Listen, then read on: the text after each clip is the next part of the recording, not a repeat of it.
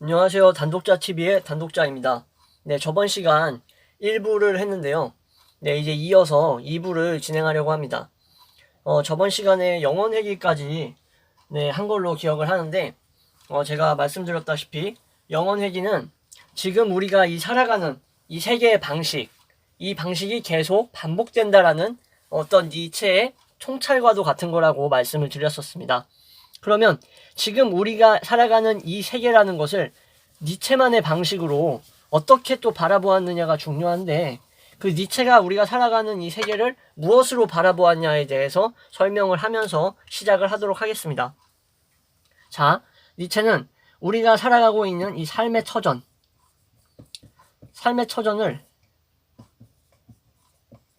힘의 의지의 전쟁터라고 말을 했습니다. 힘의 의지의 전쟁터. 무슨 말이냐? 힘의 의지라는 것을 알아야 돼요. 힘의 의지 또한 니체가 말한 매우 중요한 개념 중에 하나입니다. 모든 생명체는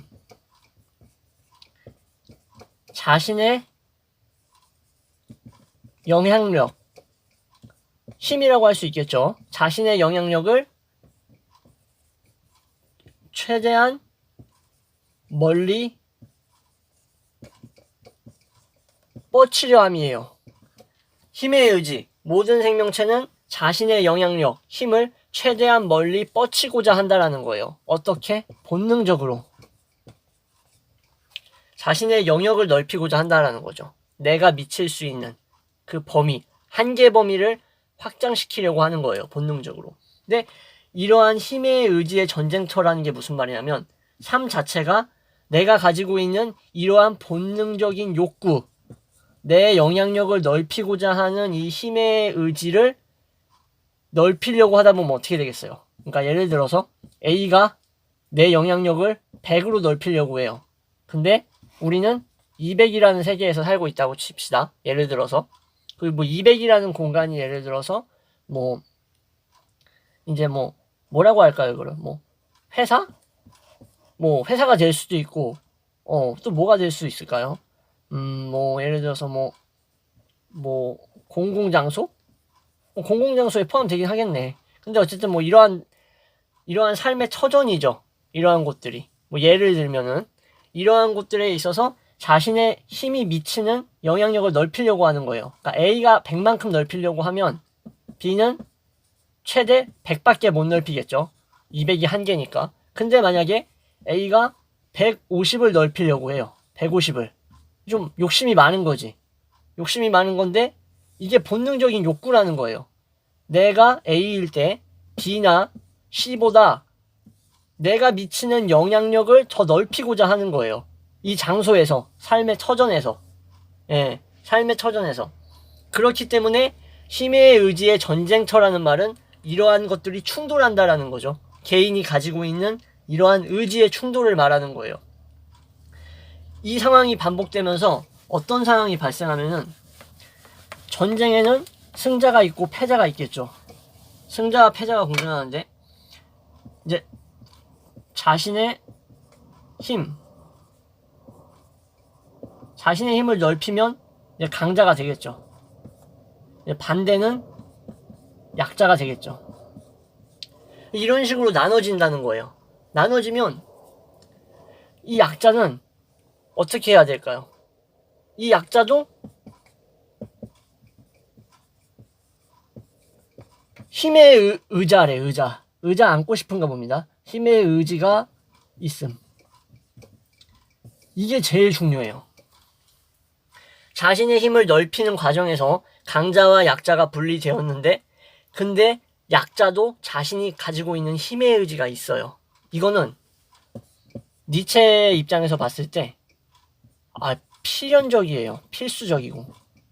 필연적이고 필수적이야. 이건 버릴 수가 없어. 아무리 거린이 되고 망나니가 되고 인생이 파멸해도 힘의 의지는 버릴 수가 없어요. 약자도.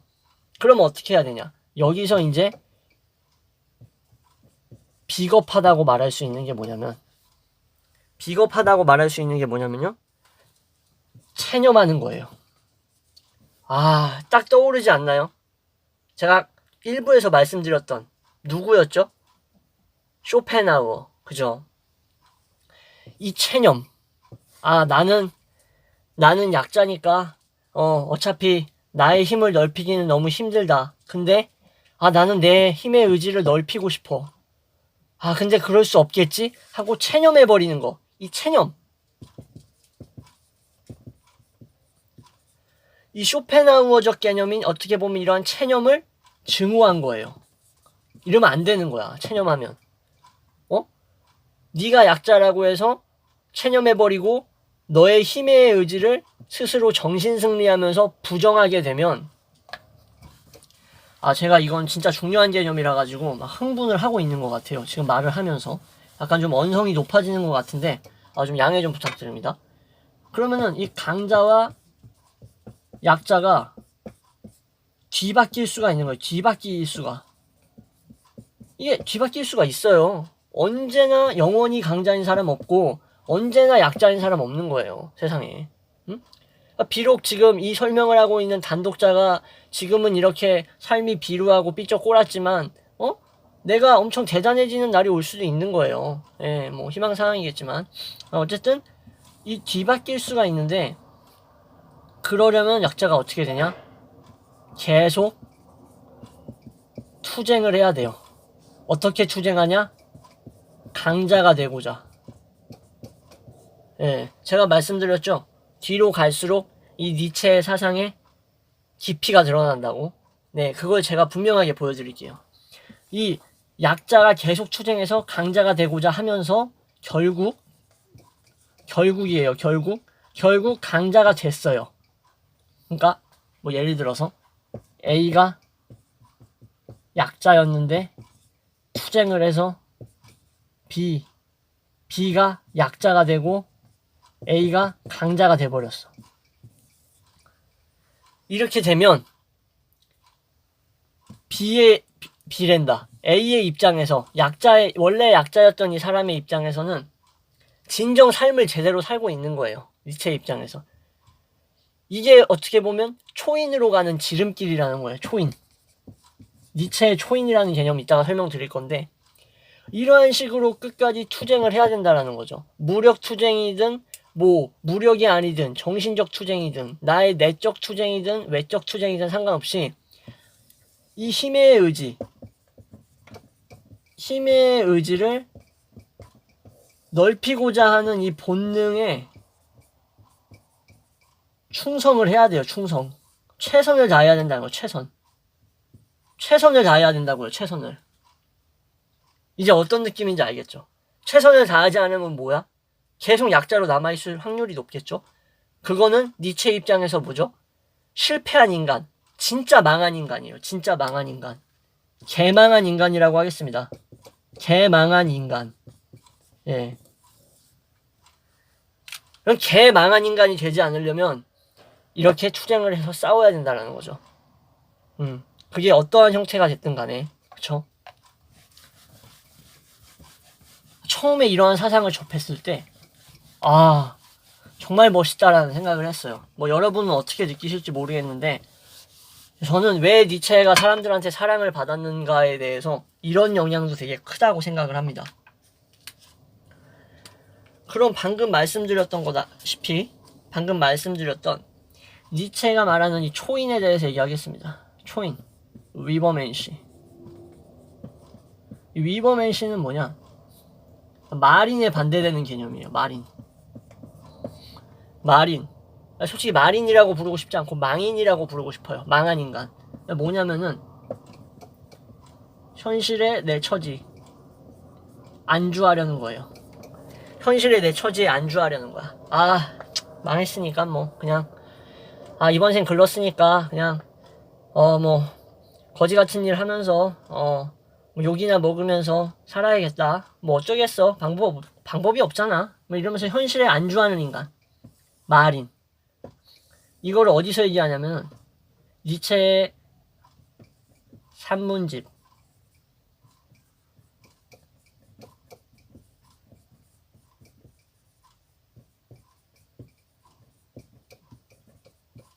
차라투스트라는 이렇게 말했다.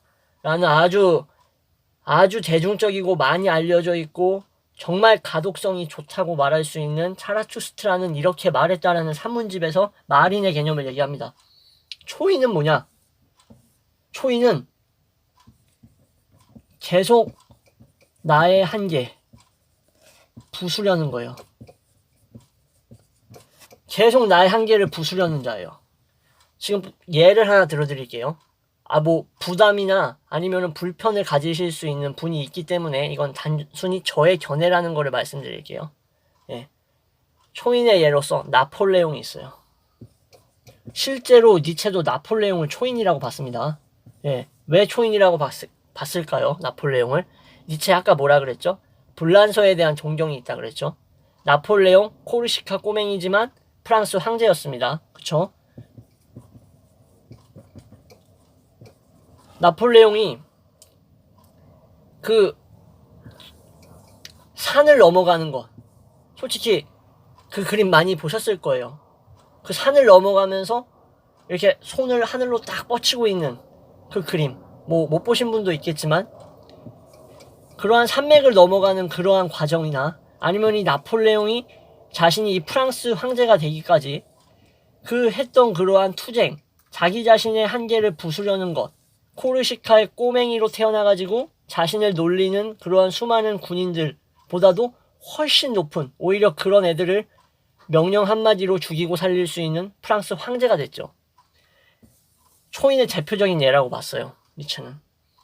만약에 나폴레옹이 자신의 한계에 안주하고 있어, 이렇게 마린처럼, 그러면 그냥 진짜 망한 인간이 된 거예요. 그냥 진짜 말 그대로 그 군사 시절 때 자신을 놀리던 진짜 말 그대로 코르시카의 꼬맹이가 될 수밖에 없는 거예요. 황제는커녕 장교도 되기 힘들 거예요.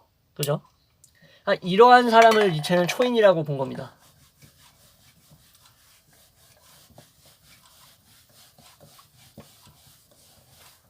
이거는 초인에 대해서 아주 이해하기 쉽도록 제가 설명을 드렸죠. 초인은 한마디로 뭐죠? 나폴레옹? 그런 식으로 보면 안 되고, 나폴레옹이 초인의 범주에 들어갈 수 있다고 니체는 생각을 했을 뿐이고, 극복하는 자입니다. 극복하는 자. 이렇게 얘기하는 거예요. 너는 너를 극복하기 위해서 지금 무슨 행동을 하고 있는가? 무엇을 하고 있는가? 이런 질문을 자신한테 던져봤을 때 너무 부끄러워요. 솔직히 저도. 정말 부끄럽습니다. 극복하기 위해서 하고 있는 게 별로 없어요. 그럼 저는 마린에 가까운 사람이겠죠. 그죠? 씁쓸하네요. 말하면서 되게 씁쓸해. 가슴 아파. 지울래. 예. 그리고 이러한 삶을 살아야 한다라고 얘기를 한 거예요. 누가? 우리 인간이. 그쵸? 결국 그리고 니체가 또 얘기한 거는 재밌는 게 또 하나가 있는데, 다윈 유명하죠. 다윈. 또 다윈을 또 비판했어. 다윈을 비판한 거의 근거는 전쟁터가 있어요. 어떻게 비판했냐? 다윈이 얘기하죠. 적자 생존은 사실상 다윈이 한 말이 아니에요. 허버트 스펜서라는 이 진화 관련된 그 학자가 얘기한 거고, 다윈 같은 경우에는 중요한 게 진화가 어떻게 이루어지는가를 얘기했어요. 진화가 어떻게 이루어지는가를 얘기하는데, 니체 입장에서 뭘 비판했냐면 이러한 식의 적응 이런 거 없다라는 거예요. 이러한 식의 진화가 이루어지기 위한 과정 이런 거 좀 허무맹랑하고 그냥 전쟁터라는 거예요. 그냥 누구와? 강자와 약자가 뒤섞여 싸우는 전쟁터라고. 이런 식으로 다윈의 생각도 니체가 비판적으로 바라보게 됩니다. 그 다음에 이제 니체의 정치관을 보겠어요. 니체의 정치관. 니체는 엘리트주의자예요. 엘리트주의자. 이것도 정말 중요한 개념입니다. 엘리트주의자의 영향은 진짜 아이러니해. 이것도 솔직히 말해서 플라톤과 유사하다고 볼 수도 있어요.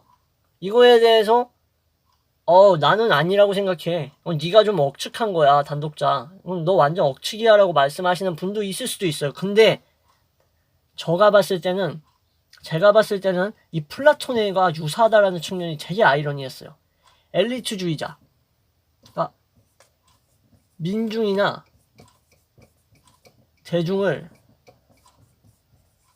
각성시킬 수 있는, 민중이나 대중을 각성시키고 변화시킬 수 있는 이러한 소수의 엘리트, 그러니까 문화를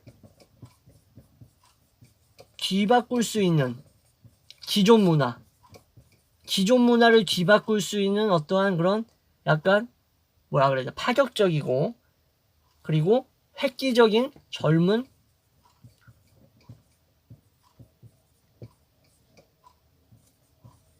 이러한 젊은 지도자의 도래를 약간 바랬어요. 니체는.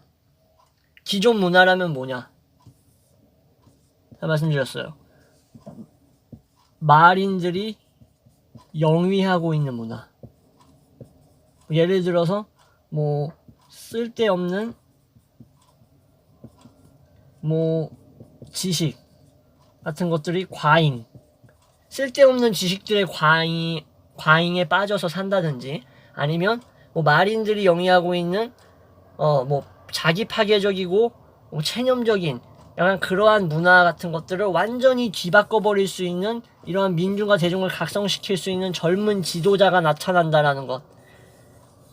이러한 젊은 지도자를 엘리트주의에 의해서 정치가 이루어져야 된다라는 시각을 가졌어요. 근데 왜 플라톤과 유사하냐? 플라톤도 철학자에 의해서 민중이 통치되어야 된다고 봤어요. 플라톤은 그러니까 민주주의에 대해서 민주주의를 경멸했다라는 거예요.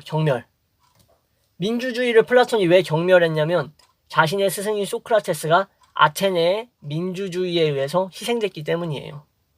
그 위대한 자신의 스승을 지키지 못한 그 민주주의는, 지우고 갈게요.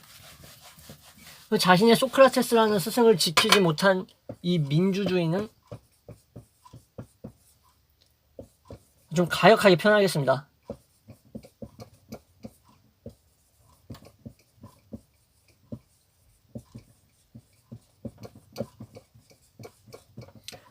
민주주의는 삐삐삐들이 뱃사공 역할을 하고 있다라고 본 거예요. 예. 그러니까 올바르지 못한 사람들이 키를 잡고 있는 거예요. 키를 한 15명이 잡고 있는 거야. 예. 무슨 뭐 이런 얘기 하니까 무슨 내가 뭐 파르티잔이나 아니면은 뭐 정부를 전복시키려는 무슨 뭐 아나키스트나 뭐 이런 식으로 보일 수도 있는데, 저는 전혀 그런 거와 상관없이 그냥 학문을 좋아하는, 철학을 좋아하는 단순한 젊은이라는 것을 분명하게 밝혀드립니다. 예, 오해하시지 마세요. 이건 플라톤적인 입장입니다. 그래서 이러한 플라톤도 엘리트주의적인 게 필요하다고 본 거예요. 현명한 통치자. 솔직하게 말해서 말이 안 됩니다. 지금 사회에서는. 지금 이 현대 2019년을 살아가는 이 자본주의, 이 한국의 분위기 속에서는 선동과 거짓이 난무하고 있는 이 한국 사회에서는 절대로 실현될 수 없습니다. 네. 장담할게요. 절대로 실현될 수 없어요.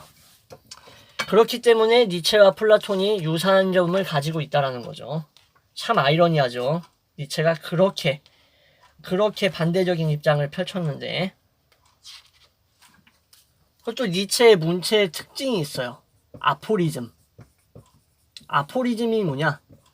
잠언 형식이라는 거예요. 잠언, 뭐 11장, 뭐 1절, 뭐 땡땡은 비로소 뭐 세모를 해야만, 비로소가 뭐야? 잘못됐네. 땡땡은 뭐 반드시 뭐뭐를 해야만 한다. 뭐뭐기 때문이다. 뭐 이런 식으로 하나의 잠언 형식으로 뭐뭐 하라. 뭐 이런 식으로 청유형으로 많이 얘기를 했다라는 거죠. 예, 청유형으로. 이런 식의 문체를 많이 사용했어요. 그래서 니체가 대중들에게 있어서 되게 친근한 철학자이지 않나라는 생각도 합니다. 다음으로 말씀드리는 거는 이제 아까 약자의 조적을 말씀드렸죠. 그렇다면 강자의 조적은 왜 말 안 해주고 가? 라고 얘기할 수 있어요. 강자의 조적으로 바뀌어야 된다. 바뀌어야 한다라고 얘기한 거예요. 도덕은 강자의 조적으로 바뀌어야 한다. 왜 강자의 조적으로 바뀌어야 하냐? 강자의 조적은 뭐야? 승리하려 하고. 그분 아닙니다. 예, 그분. 아니에요. 예, 그 사람 아니에요. 빅토리 하려고 하고, 예. 빅토리 하려 하고, 그리고, 극복하려 하고,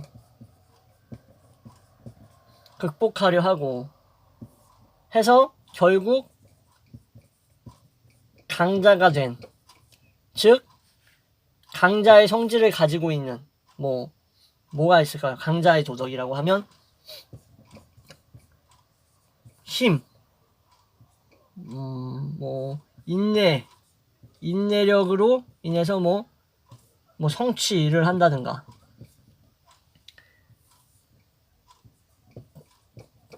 강한 성품들 있잖아요. 대담성, 강인함, 용맹함, 강인함, 대담성과 같은 것들은 다시 말씀드릴게요. 기독교에서 뭐가 됩니까?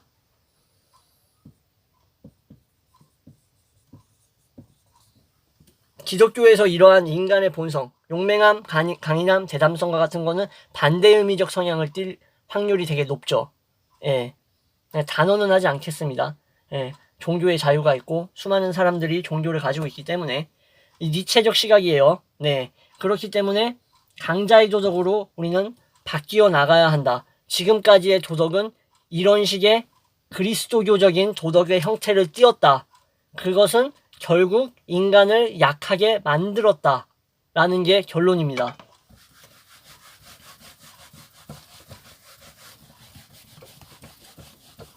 지금 몇 분 정도 지났나? 네. 그리고 니체의 또 중요한 개념 하나만 더 말씀드리고 3부에서 뵙는 걸로 하죠.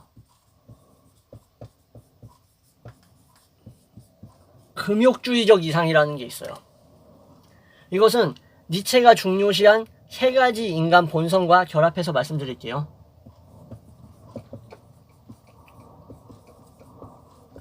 1번 육체적 쾌락, 2번 이기심, 3번 지배욕. 자, 무슨 말이냐? 이 금욕주의적인 이상이라는 게 지금까지 사람들을 망가뜨려 왔다라고 얘기합니다. 제가 말씀드렸죠? 니체는 이 체제나 지금까지 이어져 왔던 기존 문화 이런 것에 대한 변혁, 파괴, 개선이 필요하다고 본 거예요. 금욕주의적 이상, 육체적 쾌락과 매칭시켜 보겠습니다. 이것은 본능입니다. 인간에게 있어서. 우리가 육체적으로 맛을 느끼고 재밌는 거를 보면 즐겁고 이러한 것들 다 본능이에요. 근데 자꾸 이거 종교적인 얘기 하게 되는데 어쩔 수가 없어요. 니체가 안티크리스트적인 성향이 너무 강하기 때문에 설명을 해드릴게요. 육체적 쾌락과 이런 건 본능인데 수도사들 뭐하죠? 금욕하죠. 안 먹죠. 여러가지 수행하죠. 종교 단식하고 그러죠. 예, 단식인지 모르겠어요. 무슨 말로 표현을 하는지. 저도 수도사가 아니기 때문에. 또 불교나 다른 종교에서도 이런 금욕적인 성향을 많이 강조합니다. 예를 들어서 기독교만 얘기하는 게 아니라는 것을 말씀드리기 위해서 인도의 자이나교가 있어요. 인도의 자이나교도 엄청난 금욕을 중요시합니다. 이러한 종교적인 것들이 말하는 금욕, 이것은 인간을 인간답게 하지 못합니다. 인간의 본래 모습은 이러한 것들을 추구하고 사는 거예요. 육체적 쾌락을 느끼고 뭐 성교하고 싶을 때 어떻게 뭐 도덕적인 범주라고 하기보다는 법적인 범주 안에서 서로에게 뭐 해악을 끼치지 않겠다는 이러한 서로 간의 암묵적 합의에 의해서 뭐 성교하고 뭐 서로 뭐 육체적으로 뭐 즐거운 뭐 그런 거 있고 뭐 즐기고 하죠. 예. 그런 이러한 것들은 본능인데 이러한 것들을 억제하려고 하는 것, 이것은 인간을 망가뜨린다고 본 거예요. 근데 이러한 것들이 이상적으로 본 거라는 거죠. 그러니까 다시 한번 말씀드릴게요. 이러한 금욕주의적인 요소들, 지금까지 이러한 모습들, 이러한 종교에서 추구했던 거, 마치 본능을 죄악시하는 것들 있죠. 이러한 본능을 죄악시하는 태도, 그리고 이러한 금욕을 이상적이라고 여기는 이러한 태도를 깨 부숴야 된다라고 생각을 한 거예요. 강한 표현으로 니체는. 예. 왜냐면 이거는 너무나도 당연한 인간의 성질이기 때문이에요. 다음에 이기심. 이유하고 지배욕은 힘의 의지하고 결합합니다. 힘의 의지. 이 이기심과 이 힘의 의지는 누구나 인간은 이기심이 있어요. 그러니까 솔직히 말해서 이 니체라는 게 조금 얘기하다 보면은 제 자신도 조금 무서운 게 뭐냐면은 너무나 지금 현대사회 기준으로 봤을 때는 파격적인 부분이 많다라는 거예요. 이기적인 거를 누구나 다 싫어하죠. 아, 너 왜 이렇게 이기적이야? 아, 단독자 너는 너무 이기적인 것 같아. 뭐 이런 얘기 저도 많이 들었어요. 근데 이 이기심이라는 걸 본능적이라고 본 거예요. 이 힘의 의지가 있기 때문에 누구나 다 내가 가지고 있는 그러한 영향력을 미치고자 싶어하고 나에게 이득이 되는 걸 원한다는 거예요. 이기심. 약간 말하자면 뭐 성악설하고는 좀 전혀 다른 부분입니다. 예, 그거에 대해서는 나중에 또 설명드릴게요. 이 이기심이 있기 때문에 누군가를 좋아요, 우리가. 누군가를 좋아. 근데 이거는 단순히 나의 만족적 측면이 크다는 거예요. 이게 또 이제 반발이 많이 들어오죠. 이런 얘기 하면은. 아니, 다른 사람 진짜 잘 되고 싶어서 좋은 건데 네가 뭔데 그거를 나의 이기심이라고 얘기하냐.